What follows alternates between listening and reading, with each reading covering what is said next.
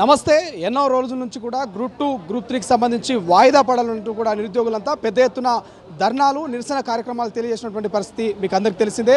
So మొత్తం మీద రాష్ట్ర ప్రభుత్వం కొంత దిగొచ్చిందని చెప్పుకోవచ్చు. సో నిరుద్యోగులతో కూడా గ్రూప్ 2 గ్రూప్ 3కి సంబంధించినటువంటి అభ్యర్థులతో చర్చలు జరిపింది. నేడు టూరిజం ప్లాజాలో ఎంపీ చామల కిరణ్ కుమార్ రెడ్డి, అదేవిధంగా ఎమ్మెల్సీ బల్మూరు వెంకట్, కాంగ్రెస్ పార్టీకి సంబంధించినటువంటి ఇతర నాయకులంతా కూడా చర్చలకు నిరుద్యోగులను పిలిచేటువంటి ప్రయత్నం చేశారు. సో చర్చల్లో భాగంగా నిరుద్యోగులతో రాష్ట్ర ప్రభుత్వం సంబంధించినటువంటి నాయకులంతా కూడా చర్చలు జరిపారు. సో చర్చలు ముగిస్తున్నాయి. మరి చర్చల్లో రాష్ట్ర ప్రభుత్వం సానుకూలంగా స్పందించిందన్నటువంటి ప్రచారం అయితే జరుగుతుంది. సో మాట్లాడదాం, నిరుద్యోగులు ఉన్నారు. అండ్ దాంతోపాటు మొదటగా ఎమ్మెల్సీ బల్మూరు వెంకట్ గారు, ఒకసారి వెంకట్ గారితో మాట్లాడే ప్రయత్నం చేద్దాం. విజువల్స్లో చూస్తూ ఉన్నాము, నిరుద్యోగులతో కూడా మాట్లాడుతున్నారు. ఎమ్మెల్సీ బల్మూరు వెంకట్ గారు ప్రస్తుతం మాట్లాడుతున్నారు. వెంకట్ గారు, చర్చల్లో ఏం మాట్లాడారు, ఫైనలైజ్ ఏం చేశారు? విద్యార్థులు ఏదైతే కోరుకుంటారో సానుకూలంగా తప్పనిసరిగా ప్రభుత్వం స్పందిస్తుంది. విద్యార్థుల రిక్వెస్ట్ మేరకు వాళ్ళు అయితే కోరుకుంటారో ముఖ్యమంత్రి గారి దృష్టికి ఎంపీ గారు, నేను అదేవిధంగా వచ్చిన మా అయితే ఉస్మానియా యూనివర్సిటీకి సంబంధించిన నాయకులము తీసుకొని వెళ్ళి సమస్యని పరిష్కరించే దిశగా ఆలోచిస్తాం. ప్రభుత్వం కొంత లేటుగా స్పందించిందా విద్యార్థుల పక్షాన? ఇదిగోండి, వాస్తవానికి ప్రభుత్వం మాట్లాడకపోతే మాట్లాడతలేరు అంటారు, మాట్లాడే ప్రయత్నం చేస్తే లేటుగా స్పందిస్తుంది అంటారు. ఏదైనా చూపించే ప్రయత్నం చేసినప్పుడు యువకుల పక్షాన ఏదైతే సంబంధించి మేలు జరిగే విధంగా మీసొంటి మీడియా ఛానల్స్ కూడా వాస్తవాలు ఏమున్నాయి, నిజంగా ప్రభుత్వం స్పందించడం లేదా. గాంధీ హాస్పిటల్లో దీక్ష కూర్చున్నప్పుడు మొదటి రోజు బల్మూరి వెంకట్ పోయిండు. ఇక్కడ ఉన్న అనేక మంది స్టూడెంట్స్ అనేక సందర్భాల్లో వచ్చి విషయం చెప్పినప్పుడు వాళ్ళది కూడా స్పందించడం జరిగింది.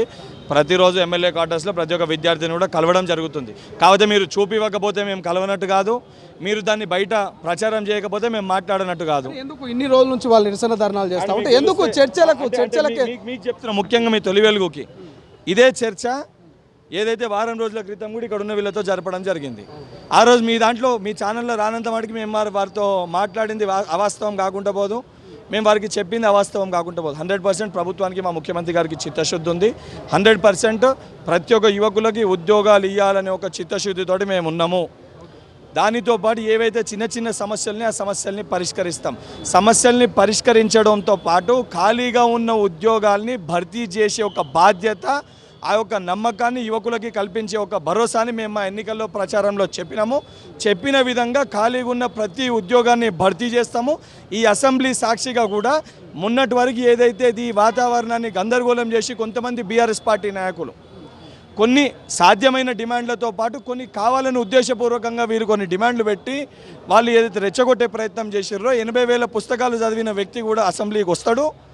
ఆయనని కూడా అడుగుతాం, జాబ్ క్యాలెండర్ ఎట్లా పెడదాము, ఎట్లా పెడితే బాగుంటుంది, ఏ డేట్ని ఏం పెడదామని చెప్పి ప్రతిపక్షాల ఒక్క నిర్ణయాలు తీసుకొని 100% ఏదైతే లీగల్గా ఏ కాంప్లికేషన్ రాకుండా జాబ్ క్యాలెండర్ని కూడా ప్రకటించి యువకుల పట్ల కాంగ్రెస్ పార్టీకి ఉన్న చిత్తశుద్ధిని కూడా మేము చాటుకుంటాం. మరోవైపు డిఎస్సి పరీక్షలు ప్రారంభమైనాయి. డిఎస్సిని పోస్ట్ పోన్ చేయకుండా, మెగా డిఎస్సి చేయకుండా గ్రూప్ 2 గ్రూప్ 3 పోస్ట్ పోన్ చేసినటువంటి సానుకూలంగా స్పందించడం మీద వాళ్ళేమన్నా నిరసననో లేకపోతే వాళ్ళేమన్నా ఫీల్ అయ్యే అవకాశం ఉందంటారా మిగతా నిరుద్యోగులు? డిఎస్సి ఎగ్జామ్ నోటిఫికేషన్ ఎప్పుడు వచ్చిందండి? దాదాపు మీరైతే సుమారు మీరు ఈ ఇష్యూ పైన ఒక సంవత్సరంకి వెళ్ళి కవర్ చేస్తారు కదా. పోయినసారి డిఎస్సి మే జూన్లో ఉంటే మీరే తొలి వెలుగులో యాంకర్ వేరే కానీ మీరే అడిగారు మరొకసారి డెట్ పెడితే మీకు జరిగే నష్టం ఏందని. మీరు పోస్ట్ పోన్ చేయమంటేనే పోస్ట్ పోన్ చేసినాము. అండ్ దానికి ఉన్న కాంప్లికేషన్స్ ఏవైతున్నాయో ఏ రకంగా చేయాలనేది ఆలోచించే ప్రభుత్వం నిర్ణయం తీసుకుంది. ఎందుకంటే అకాడమిక్ ఇయర్ స్టార్ట్ అయింది. యుద్ధ ప్రాతిపదికన విద్యా వ్యవస్థని బాగు చేయాలనే ఉద్దేశంతో ముఖ్యమంత్రి గారు ఆలోచిస్తారు. 100% మా డిఎస్సి యువకులకు కూడా సానుకూలంగా మరొక డిఎస్సి జాబ్ క్యాలెండర్ ఏదైతే తగ్గిమ 6,000 7,000తో కూడా మరొక డిఎస్సి కూడా మా ఉప ముఖ్యమంత్రి గారు కూడా చెప్పారు. మరొక డిఎస్సి కూడా ఇచ్చి 100% వాళ్ళ పక్షాన కూడా వాళ్ళ కోసం ప్రభుత్వం ఉంది అనే విధంగా నిర్ణయం కూడా తీసుకుంటాం. ముఖ్యమంత్రి రేవంత్ రెడ్డి గారి దగ్గరికి ఎప్పుడు ఈ సమాచారం తీసుకుపోతున్నారు? ఎప్పుడు వెబ్ నోట్ ఆఫీషియల్ వచ్చే అవకాశం? ముఖ్యమంత్రి గారి దృష్టికి ఆల్రెడీ సమాచారం తీసుకొని వెళ్ళి మాట్లాడడం జరిగింది. గౌరవ మా ఎంపీ చామల కుమార్ రెడ్డి గారు, నేను దీనిపైన ప్రస్తావించడం జరిగింది. ఇవన్నీ కూడా ఏంటంటే టీజీపీఎస్సీ అనేది ఒక కాన్స్టిట్యూషనల్ బాడీ.